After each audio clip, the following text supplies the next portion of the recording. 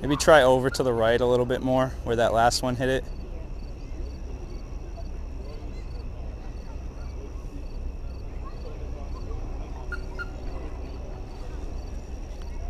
There you go, there you go.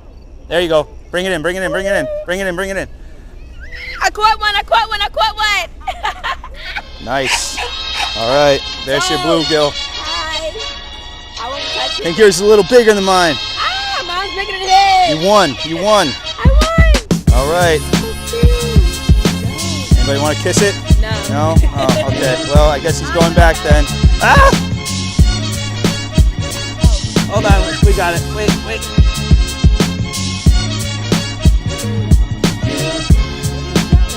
Just a little bluegill.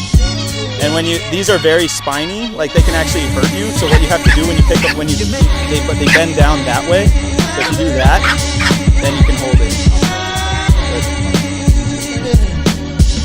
But if you do it the other way, they're going right into your hand. Yeah. All right, bye, dude.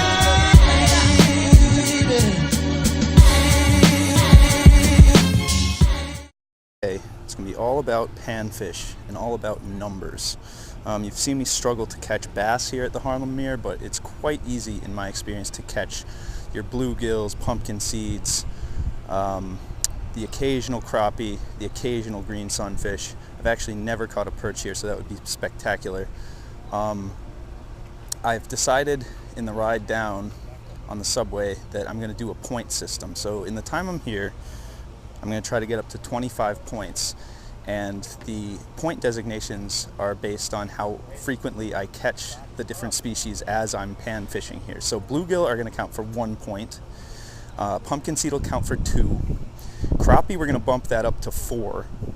I think bass will put it 5, especially because there's not a high likelihood I'll catch them with what I'm fishing for. And then we're going to put perch at 7 because I've never caught one. And I guess, you know what, anything other than the species I mentioned, we're going to put at 7. So let me show you what we're fishing with. We're just going to do some regular old still fishing under a bobber.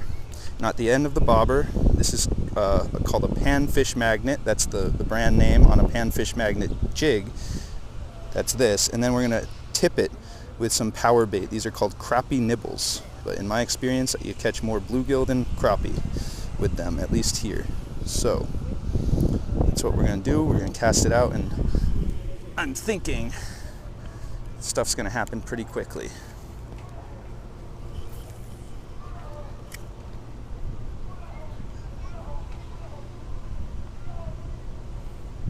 There's a bite. See? Now sometimes that panfish magnet is a little too big, and I'll just pare it down and I'll just keep that crappie nibble on the jig, and that seems to do it. Sorry about this wind noise. So the reason I'm not really reeling in yet is because I like to make sure they truly commit. Just when it's bobbing up and down like that, it doesn't mean that they're hooked. It usually means the opposite. See? And often they will take your crappie nibble, but they did not.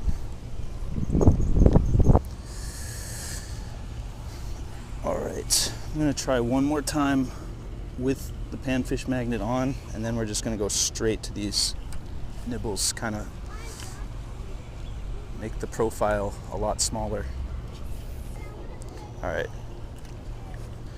going to take the artificial plastic off the magnet, and we're just going to go with the nibble.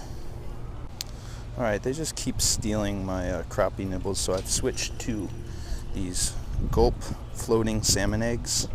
I don't think it's real salmon eggs, but they look, feel, and taste alive, it says here. Let's give it a shot. Something just ran with it, didn't get himself hooked.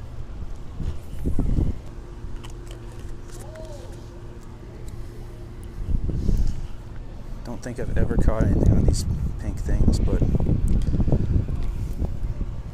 we will.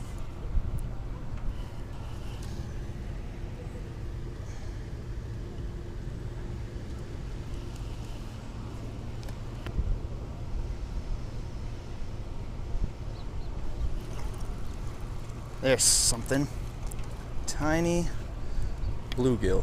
1 point. 1 point. Got a fish on. Let's see what it is. So, oh, didn't last. How's it going? Yeah.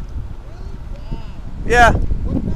Well, today I'm just going for little bluegills and stuff, but largemouth bass is what I normally go for. Yeah. They're around for sure. Yep. Caught one yesterday. I need smaller hooks for these things.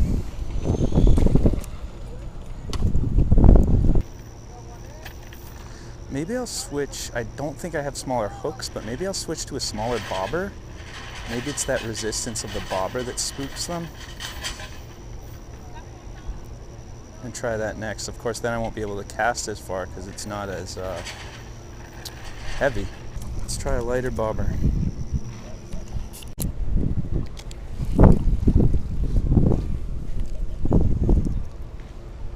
Okay. Don't think we got the whole thing. And he just fell off the hook. But there's bluegill number 2. So 2 points. This is pathetic though. Thought I'd be well into the teens by now.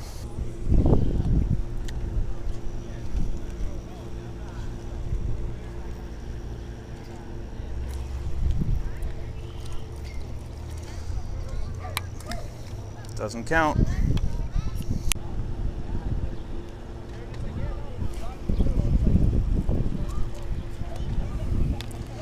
There's number 3, and that's up here. Yeah, it's just another bluegill, so 3 points. It's number 4 on the straight up panfish magnet. I changed the color. I have a bunch of different colors, and you know what? I'm noticing it doesn't make much difference whether I put that those crappie nibbles on or not. So I think I'll go without them from now on. Number 5, bluegill again, 5 points.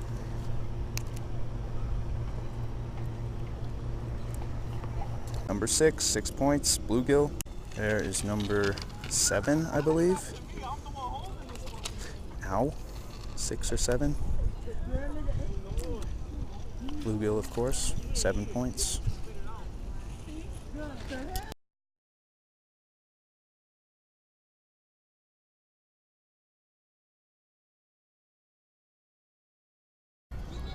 Okay, so here we are. I just wanted to show you real quick how I rigged this up for catfish. We have our piece of hot dog on a catfish style hook that's on a short leader, well actually like a 2-foot long leader, attached to a barrel swivel, which is actually attached to a snap swivel, and I just had the snap swivel on there so I could have something to put this little chumming device I have. And on this chumming device, I have the catfish dough ball. So that's the chicken blood and garlic dough ball. So the idea would be that that just gets them in the neighborhood, and then they find the hot dog and eat it. Also, I have my slip sinker on here. The idea with that is when they bite the hot dog, they can take it out, and they won't get the resistance of that weight. Of course, they will get the resistance of the dough ball, but since that's going to deteriorate anyway, I don't think that'll be a problem.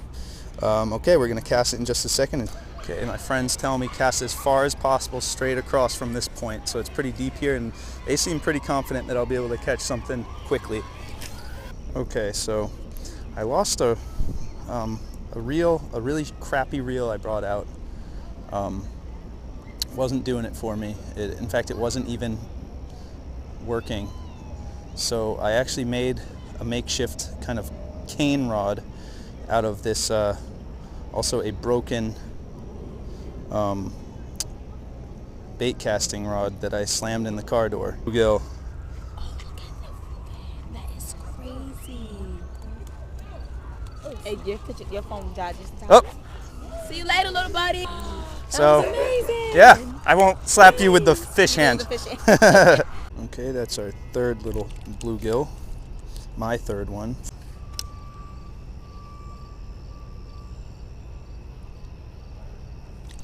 Again, I have no reel on here. It's an interesting way to fish.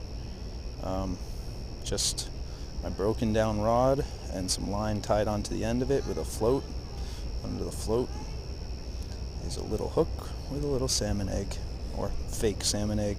Number 7 keeps escaping from my hands.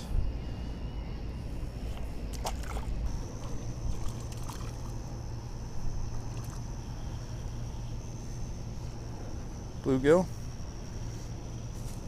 Not a bad size for this lake. Chubby. Well, folks, of course I wasn't filming, but we did get a nice little surprise. We got a crappie.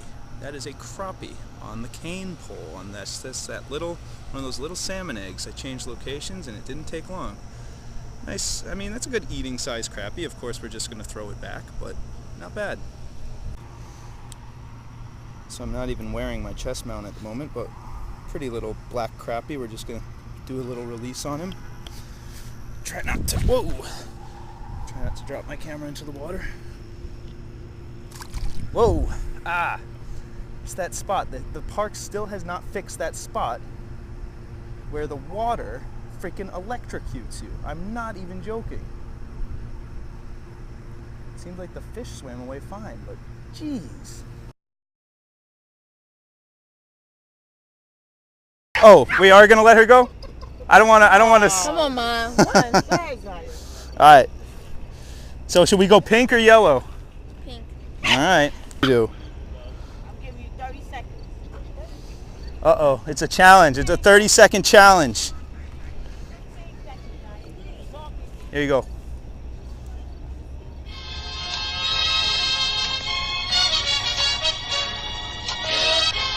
There. You got it. Bring it up. All right. So that's, yeah, that was quick. You're good under pressure. Ah! But I'm not, apparently. What do you think might be the biggest one? It's got a little more heft to it. All right. Well done. Gonna give it a pat goodbye. All right. Back to the depths.